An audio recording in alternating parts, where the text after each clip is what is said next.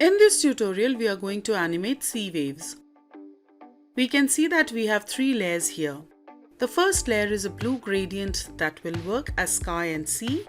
The second layer is a big ship in middle now, which will later look like it's on water after we animate the waves.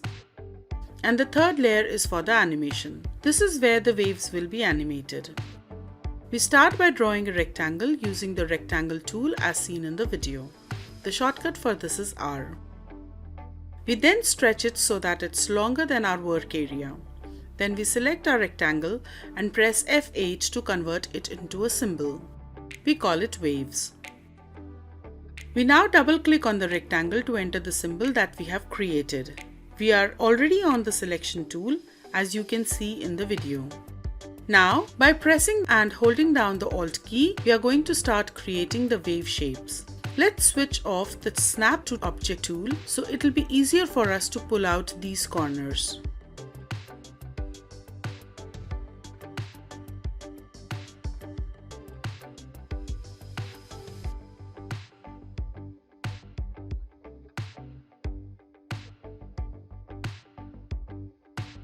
Once we have the saw-like shapes, we curve them and make them more like waves.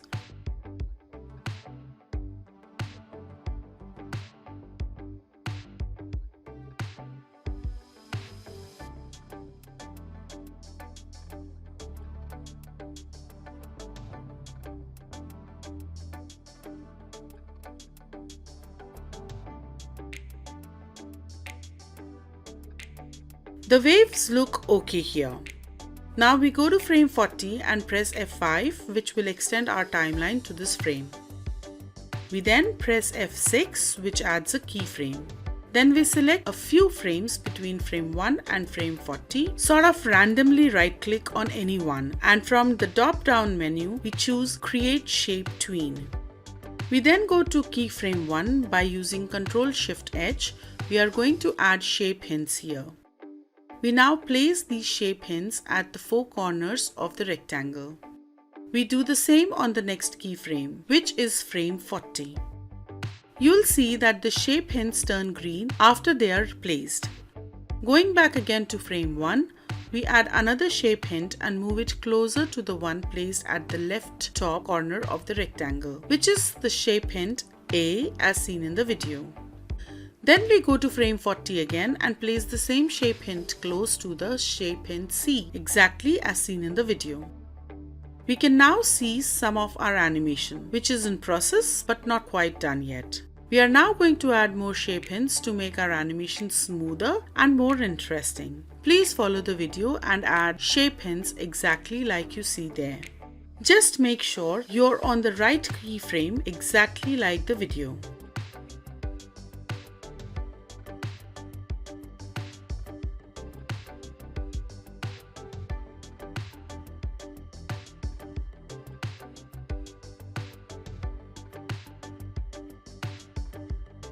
This looks alright.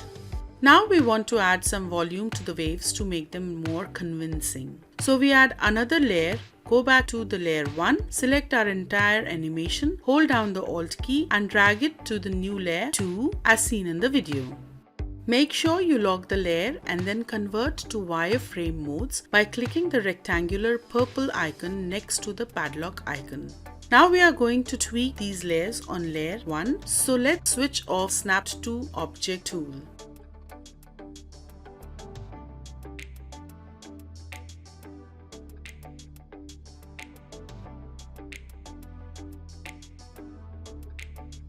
Now we select the first keyframe on layer 1. Hold down the Alt key and drag this frame to frame 40 as seen in the video. So the first and the last key will be the same. This will help us to put our animation in a seamless loop.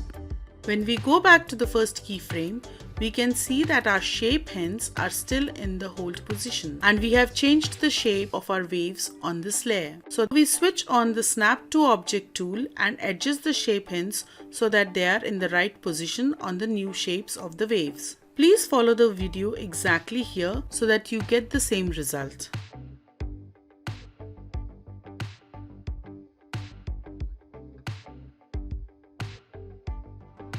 Now we are going to change the color on this layer and make it lighter than the one above it so that it will give a nice volume to the waves.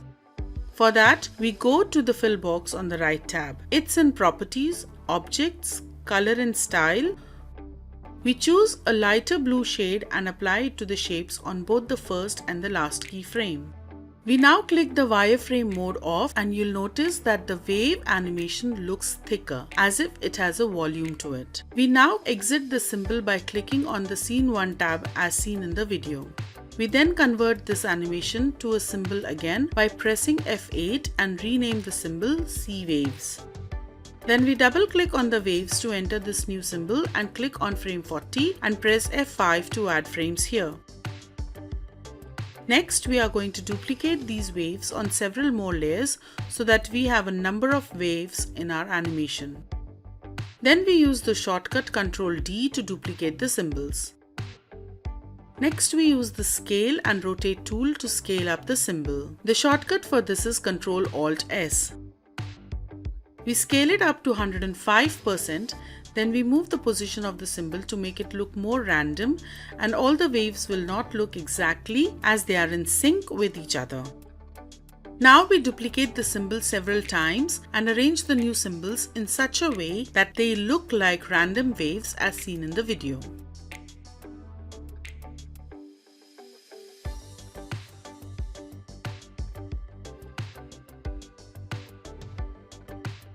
Once these duplicates are made, we then go and change the starting time of each loop. This is a process of making them look more random. We go to Properties, Object, Looping, and in the first box right next to the frame picker, we make random inputs for each symbol that we have duplicated. Please see the video and follow it exactly.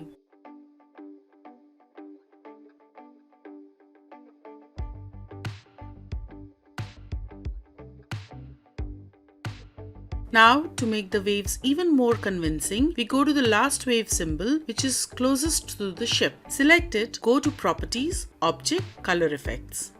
Click on the drop-down arrow on the tab under the color effect and select Alpha. We change the alpha setting to 10% here. Next, we keep selecting the duplicate symbols as seen in the video and increasing the alpha setting for each symbol by 10%. So that the closest wave animation symbol to our virtual camera will be 100% alpha and will be completely opaque. And the closest wave symbol to the ship will be almost transparent. Now let's exit this symbol by clicking the Scene 1 tab as seen in the video. It looks like changing the alpha values has surely given us a nice depth of the field. Let's go in again and make some more changes so that the waves look even more convincing. We again start by closest wave to the ship and farthest away from the virtual camera. Select it randomly and rotate it a bit. Let's do the same with the other layers. We randomly rotate them just a little bit so that some waves look like they are higher and then the others. As you can see, we've also stretched the symbol closest to the virtual camera, which is us, so that it looks bigger than the others and more convincing.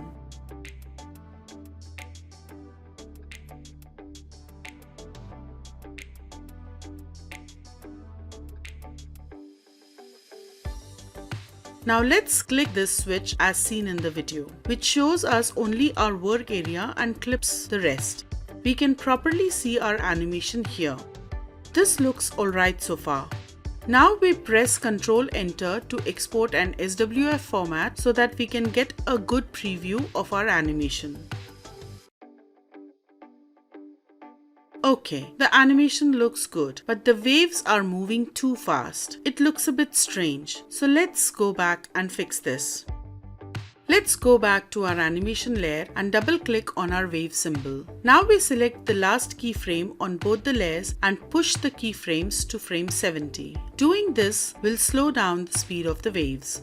We now exit the symbols by clicking the Sea Wave tab as seen in the video. Next, we select frame 70 as we had done inside the symbol and press F5 to add frame here.